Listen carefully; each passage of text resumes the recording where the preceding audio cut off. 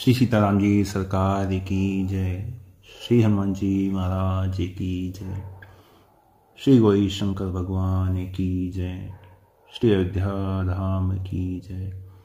श्री सरयू महारानी जी की जय। सब संतन की जय, सब भक्तन की जय। जय जय श्री सीताराम। संसार में जितने भी मंत्र हैं उन सभी मंत्र में जो उसकी विधि है, उसके जपने का जो तरीका है, उसका जो विधान बनाया गया है वो आवश्यक है। जब तक मंत्र को पूर्णतया विधि विधान के द्वारा नहीं जपा जाएगा वो फल देने वाला नहीं होगा। मंत्र के लिए कहा गया है मनो मध्ये मंत्र और मंत्र मध्ये मनः। मंत्र मन से, पूर्ण विधि विधान से। मंत्र में मन होना चाहिए और मन में मंत्र होना चाहिए। लेकिन क्या ये बात नाम जप के साथ भी है क्या? नहीं, नाम जप के साथ में ये बात नहीं है, बिल्कुल नहीं है। नाम जप विधिहीन हो या विधि के साथ हो, जो उसका तरीका है उसके बिना हो, वो फल अवश्य देता है ना। अब कोई कम करे कोई ज्यादा करे वो चीज अलग है। और इस बात को गोस्वामी जी ने भी मानस जी में बड़ा ही स्पष्ट किया है। गोस्वामी जी ने मानस जी में लिखा है ना, भाव को भाव अन्न खालसु। तो उसी प्रकार दोहा वाली में आता है एक दोहा, भाव सहित शंकर जप्यो कहीं कुभाव मुनि बाल, कुंभकर्ण आलस जप्यो अनख जप्यो 10 भाल। नाम जप में भाव प्रधान नहीं है ना। भाव प्रधान नहीं है, भाव की उपेक्षा हो जाए कोई बात नहीं। जैसे अग्नि में जो स्पर्श है वो प्रधान है ना। अग्नि स्पर्श बिल्कुल अवश्य है कि वो जलाएगा। आपका जलने का जलाने का भाव हो या ना हो, इसी प्रकार नाम जप वो फल अवश्य देगा, आपका भाव हो या ना हो। हाँ, इसके अतिरिक्त जो सत्य है, असत्य है, हिंसा है, अहिंसा है, दान करना है, चोरी करना है, ये सब कर्म भाव प्रधान है ना। इनमें जैसा भाव होगा उसके अनुसार ही आपका पाप या पुण्य बनेगा। और यदि भाव नहीं होगा किसी प्रकार का, भगवत समर्पित होगा तो किसी प्रकार का फल उत्पन्न नहीं होगा। जैसे बच्चे हैं, छोटे बच्चे हैं, कोई पागल हो गया है ना, या कोई शेर है, बाघ है, पशु योनि में है, तो ये यदि इस प्रकार के कर्मों को करे तो उसका कोई फल नहीं होता, क्योंकि उनको भाव नहीं है। इस मृत्यु लोक में केवल मनुष्य योनि में ही जो कर्म किए जाते हैं वो फल को उत्पन्न करने वाले होते हैं। अन्य किसी लोक में चले जाओ या अन्य किसी योनि में चले जाओ तो उनसे कोई फल उत्पन्न नहीं होता। जैसे कोई सिंह है, वो किसी नवजात बच्चे को मार दे, छोटे बच्चे को मार दे, उसको कोई पाप नहीं है। मार दिया, उसको कोई पाप पुण्य नहीं है। ठीक है। और ब्रह्मलोक से लेकर पाताल तक, ब्रह्मलोक से लेकर पाताल तक, और यहां तक कि जो पशु योनि में है वहां पर भी यदि नाम जप होता है तो वो फल अवश्य देता है। क्यों? क्योंकि अब वो तो करेंगे नहीं ना, लेकिन नाम जप या नाम कीर्तन जिन पशु पक्षियों के कान में भी पड़ता है ना, उनका कल्याण होता है। एक रहस्य की बात आप सभी को मैं समझाऊं। कहा जाता है कि कबहू कही करुणा नल देही देत ईश्विन हेतु स्नेही। भगवान ने कृपा करी, बड़ी करुणा करी, तब आपको मानव शरीर दिया। क्यों दिया? कोई कारण था? राम जी को सपने आ रहे थे क्या कि हाँ अच्छा इन्हें मानव शरीर देना है? क्यों दिया? किस लिए दिया? वो जो मानव शरीर मिलता है ना, वो यही फल होता है। जैसे अब इस जन्म में किसी पशु को, पक्षी को मान लीजिए धाम में है, ठीक है, रोज वहाँ सत्संग सुनने को मिल रहा है, भगवान की कथा चल रही है ना, स्पीकरों पे भगवान के नाम का कीर्तन चल रहा है, मंदिरों के घंटे घड़ियाल बज रहे हैं, सब उनके कानों में आवाज जा रही है।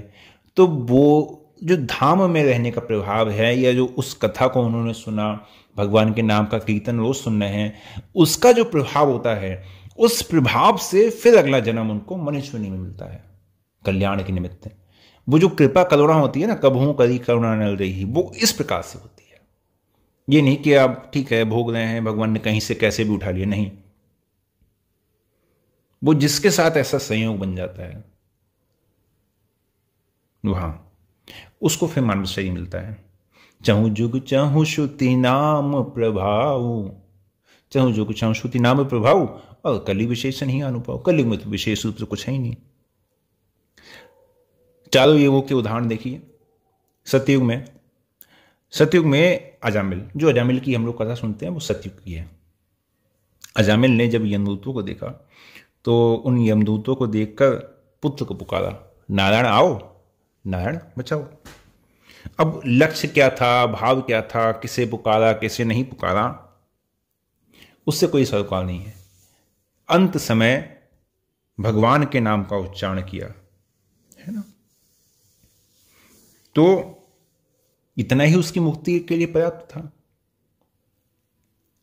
तुलसी अपने राम को रीज भजोया कीज, उल्टो सीधो जामी हो खेत पड़े उसको बीज। तो उसका जो अंत समय उसने नाम ले लिया, क्योंकि जन्म जन्म मुनि जतन करा ही, अंत राम कही आवत नहीं। अंत समय तो नाम निकलता नहीं है, लेकिन उसके अंत समय निकल गया, तो उसका फल उसको ये मिला कि वो मुक्ति का अधिकारी हो गया।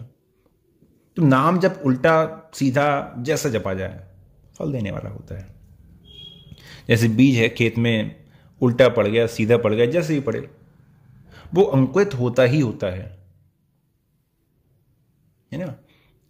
जैसे अग्नि का मैंने कहा, अग्नि में आपका हाथ चलते फिरते चला जाए या जानबूझ के चला जाए, वो जला ही देता है, वो अपना काम करता ही करता है। ऐसे ही नाम जप है, वो भी फल देता ही देता है। अब त्रेता युग में आइए। त्रेता युग में वाल्मीकि जी का कोई भाव नहीं था। जिस प्रकार सतयुग में अजामिल का कोई भाव नहीं था, तो त्रेता युग में वाल्मीकि जी का भी कोई भाव नहीं था, है ना। नाथ जी और ऋषिजन सप्तऋषि उपदेश दे रहे हैं, भैया राम राम करो, राम राम निकल ही नहीं रहा, मला मला निकल रहा है। उल्टा नाम जपत जग जाना, वाल्मीकि भय ब्रह्म समाना। ये त्रेता युग में, है ना। गिरिराज जटायु पशु योनि में थे, निषाद राज निम्न कुल में थे, है ना। जीवंती वैश्या थी, सब त्रेता युग में। वाल्मीकि जी डकैती करते थे, डाकू थे, हत्याएं करते थे। गिरिराज कैसे थे, जटायु जी क्या करते थे, राग द्वेष की वृत्ति और मांसाहार, यही तो किया जीवन भर।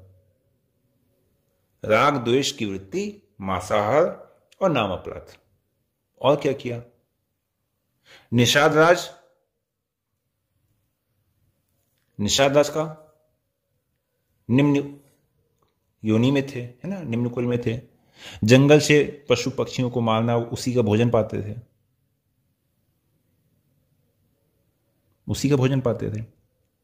फिर जीवंती वैश्या, जीवन भर विषयों में रत रही, जीवन भर विषयों में रत रही। कहीं से एक तोता मिल गया तो तोते को राम नाम रटाती थी, बोलो राम राम।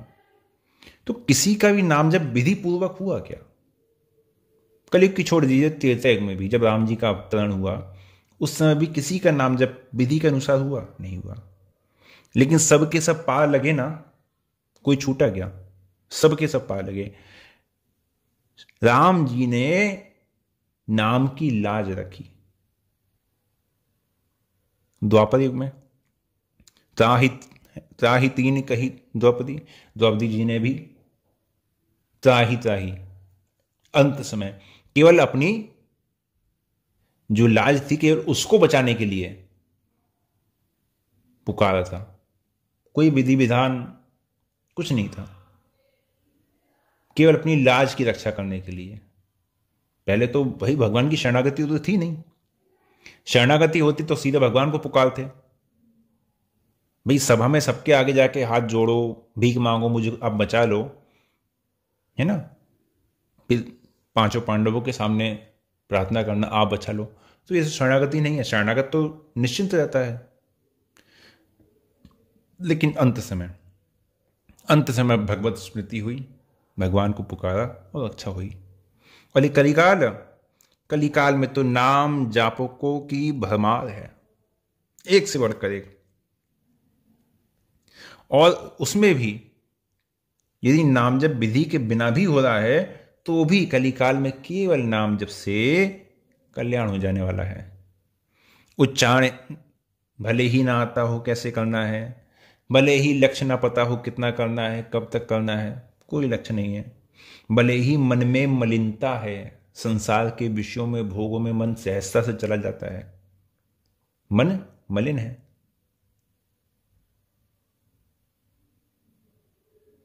और विधि भी नहीं है, किसी प्रकार की विधि को भी नहीं जानते हैं कि कैसा भी कुछ है। लेकिन कोई बात नहीं, गोस्वामी जी कितना सुंदर कहते हैं, कैसे उपावर पात की, कैसा भी हो, नीच से नीच क्यों ना हो, पापी से पापी क्यों ना हो, कैसे उपावर पात की, जेहि लई नाम की ओट। बस उसने नाम की ओट ले ली, बस उसने नाम लेना शुरू कर दिया हो। गांठ बांध दाम तो परखियो न फेरी खर खोट। फिर भगवान फिर उसको खरा खोटा नहीं जांचते, फिर भगवान उसको स्वीकार कर लेते हैं, फिर भगवान उसको स्वीकार कर लेते हैं।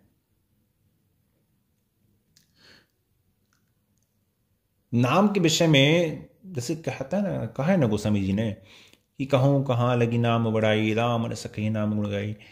नाम जब तो हम करते हैं, नाम जब तो आप सब करते हैं, लेकिन नाम में आपका विश्वास कितना है, नाम के प्रति आपकी श्रद्धा कितनी है, उससे नाम जप का अलग अलग प्रभाव होता है। बात मैंने देखिए कल्याण की बात कही है, कल्याण की बात मैंने कही है ना, बाब को बाब अनख आलसु नाम जपत मंगल दिशि रसु, वो ठीक है। लेकिन आपके जीवन में उस चीज का अनुभव आपको हो रहा है नहीं हो रहा, भगवान की कृपा का अनुभव आपको हुआ नहीं हुआ, वो बात अलग है, वो बात अलग है। ठीक है, नाम जापक हैं आप, साधक हैं, नाम पर विश्वास कैसा होना चाहिए। यदि कोई आपसे कहे कि भाई नाम के प्रभाव से पत्थर में से कमल का फूल निकल आया, तो बिल्कुल शक मत करना, बिल्कुल भाई सत्य है। भगवान सर्व सामर्थ्यवान है, और भगवान से बड़ा भगवान का नाम है, तो वो भी सर्व सामर्थ्यवान है ना। कर तुम अकर तुम अन्य सा कर तुम, भगवान के लिए सब कुछ संभव है। तो विधि सहित या विधि बिना विधि के, जैसे भी हो कैसे भी हो, नाम जप को अपना स्वभाव बना लेना चाहिए।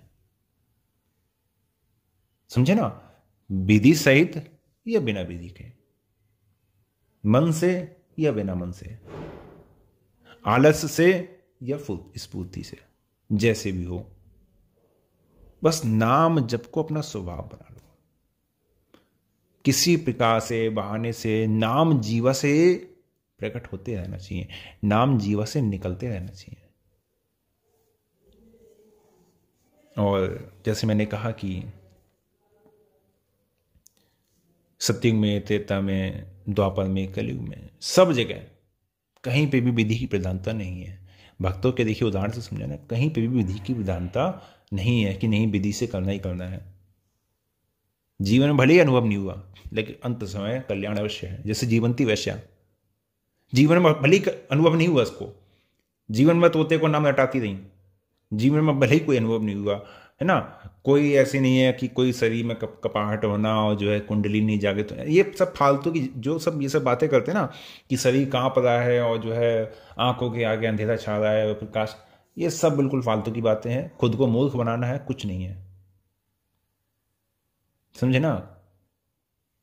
यदि किसी के जीवन में ऐसा है तो पहले तो अपने जो आप नाम जप करते हैं ना, उसका आप तरीका आप परिवर्तित कीजिए।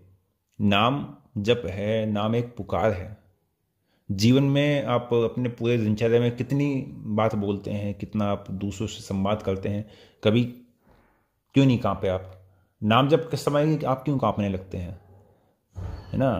तो अपने ऊपर जो है विज्ञान का जैसे प्रयोग होता है ना, उसी प्रकार नाम जप के साथ में प्रयोग करना बंद कीजिए। सामान्य विधि से, जैसे आप सामान्य जीवन में वाणी से किसी भी शब्द का उच्चारण करते हैं, उस प्रकार से नाम जप कीजिए।